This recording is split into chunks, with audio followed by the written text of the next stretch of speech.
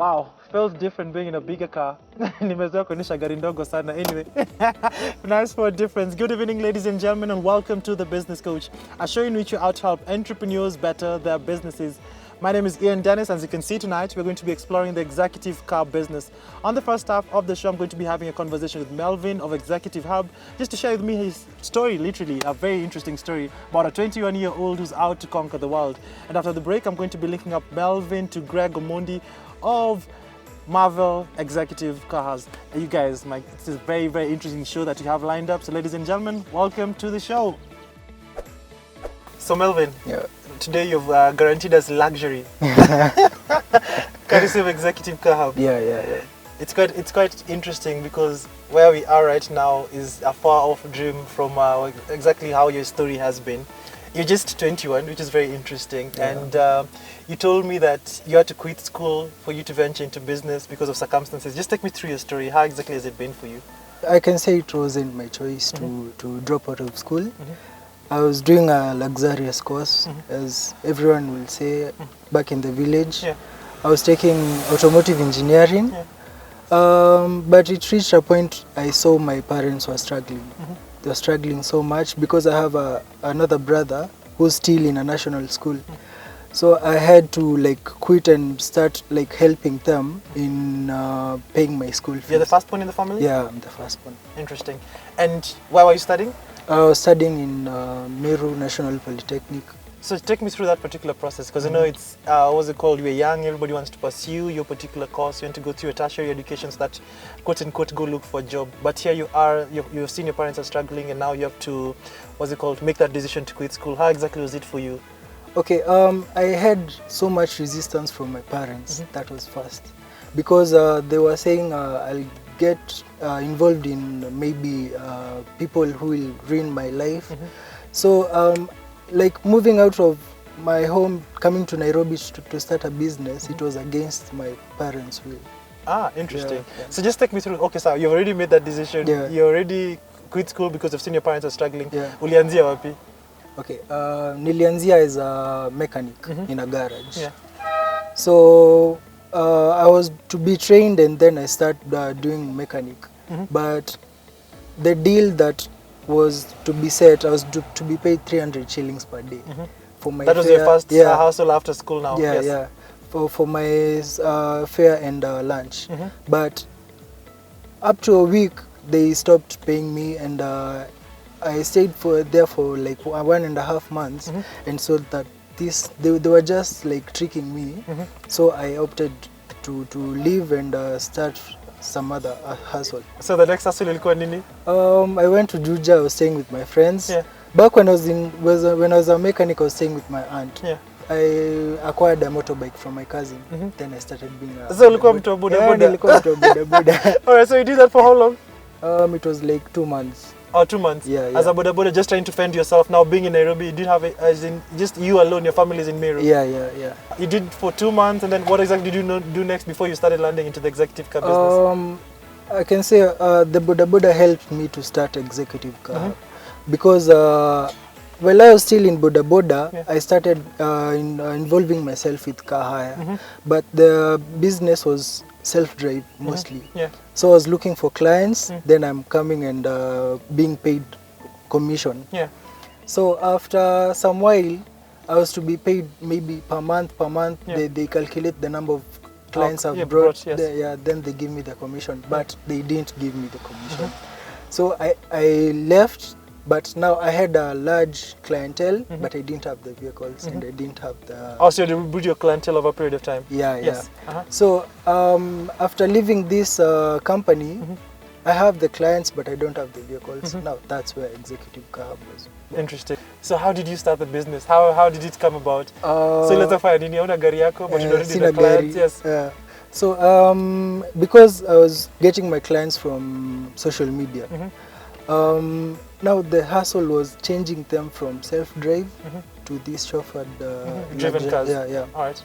So for a while I did self-drive. I went deep in getting research for people who have cars but don't have clients.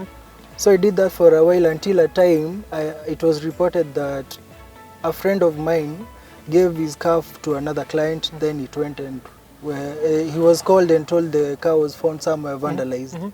So I became cautious and saw that it had so much risks and left the so that's why you said you're not going to do a self-drive out of that. Yeah. So when you started off, so you told me your business just 6 months now. Yeah. So when you started off, so it's you're trying to look for clients. Just take me through how you go about your business. I mostly do, I'm consistent in my social media handles. Like every morning I must make sure I've posted something and then I push it, like sharing in groups and stuff. So like you find you're reaching so many people at one go. Yeah. So that's how I got my first client, by the way. Oh, so you got your clients from social media? From social media. And then how did you get the car? It was research. I went and sourced for people who give luxurious cars in self-drive. So I asked them if they can have a driver. So the first person gave me a driver and a vehicle. So it was a Prado. It was someone you didn't know? It was someone I didn't know. Actually, so they gave you the vehicle and the driver? Yeah. That's it. That first wedding, it was I wasn't sure if it is going to happen because I've never met the I've never met the guy. Has paid you, but you don't have the car. Yeah, I don't have the car. I've never met the dealer. So I was like, if it goes well, well and good. But if it lands me in trouble, it was a risk. It was a risk. So I went. The wedding was in Limuru. I arrived. The car arrived before me. It arrived at 6 a.m. Yeah. So finding the car there was one is yani I sighed. A sigh of relief. So then I started now decorating the car, putting the also it's part of the tags. value that you do with the clientele. Part of the value. Interesting. And in terms of the business, because I know the executive car business, the guys always target the corporates or they go for weddings. I don't know, for you, who exactly do you target specifically? I target weddings and all corporate events, by the way. Like we go even for business trips, hotel and airport transfers. If someone wants to go for a holiday, we also give holiday offers. If a client subscribes for a wedding, then we have another honeymoon offer. So we also take our clients for honeymoon. And you're doing all this without even owning a single car? Everything has been brought up by social media. And how do you go about pricing? Because considering that, what's it called? It's such a competitive market that those who already own their particular cars and you're competing with them. How do you go about it? I guess I do value for money because I'm a Kenyan. So what the client pays for, I make sure they feel that the value. The value, yes. So like mostly I do, if they want to go for a certain destination, I look at the distance. That is what determines the prices. Now the other things, the luxury and stuff, it comes now as a bonus. But now your main objective is to get to where you're going.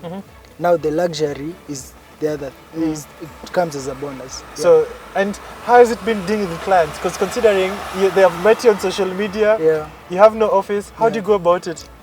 I guess I've met some stubborn clients who like want things to be done their ways, and but this is a company. We have our own regulations. So I try being polite, and good communication, because if you correct a client in a good way, they won't see you offensive or something. Interesting. Your story is very inspirational. It's quite interesting. Like you're just in turn and doing all this. It's very, very interesting.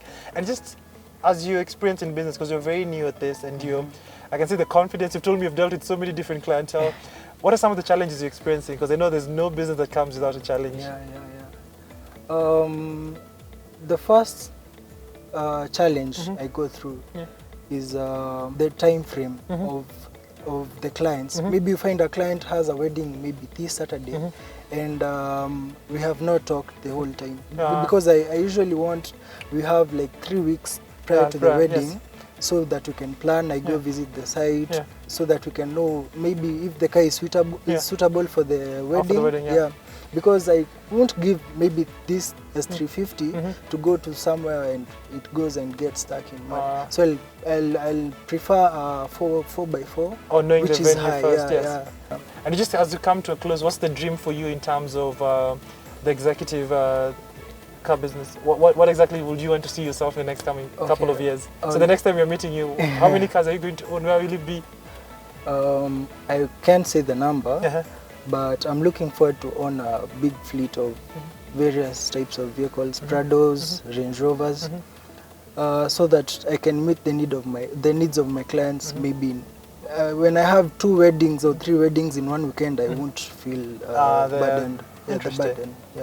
All right, I'm wishing you all the best. So quite an interesting story there by Melvin, man. He's just 21 and he's managed to do all this and just trying to be bold enough to go for the world of business. My goodness, quite an interesting story. So after the break, I'm going to be linking up Melvin to Greg of Marvel Executive to share some tips on how exactly one can go about the executive car hire business. So don't touch that dial. I'll see you after the break.